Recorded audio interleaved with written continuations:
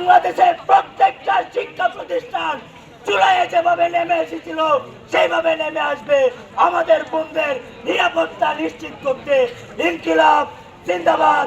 আমাদের বোনেরা ভালো থাকুক, বাংলাদেশ ভালো থাকুক। সবসময় কথা বলি নারী ক্ষমতায়ন, নারী অধিকার। আমি বলবো আগে নারীর যে নিরাপত্তা, তার যে বেঁচে থাকতে পারে সেই নিশ্চয়তাটুকু অ্যাটলিস্ট আমার দেশের সরকারের নিশ্চিত করা উচিত। এবং দ্বিতীয়ত আমরা ক্ষমতায়ন, অধিকার এগুলোর পরে, এগুলোর আগে সবার আগে আমাদের কি চাই? আজকে আমার নিরাপত্তা নাই, আমার ছোট বোনের নিরাপত্তা নাই, ক্লাস 2 3 যে বাচ্চাগুলো তাদের নিরাপত্তা নাই। এই নিরাপত্তা দিতে এই দায়ভারটা কার?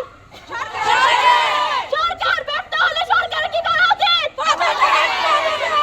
আমরা দেশের নিরাপদ না, শুধু তাই নয়, আমরা বিশ্ববিদ্যালয় ক্যাম্পাসে নিরাপদ বোধ করি না।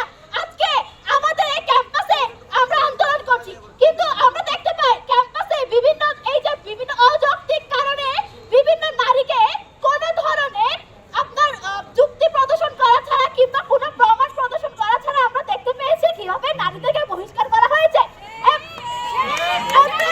আমরা বিশ্বাস করি নারীদের নিরাপত্তা নিশ্চিত জরুরি, এবং তার আগে আরো বেশি জরুরি আমার বিশ্ববিদ্যালয়ে আমি কেন নিরাপদ না, আমার বিশ্ববিদ্যালয়ে আমি কেন প্রতিবাদ করলে আমাকে বহিষ্কার হওয়ার সম্ভাবনা ভয়টুকু নিয়ে আমাকে থাকতে হবে।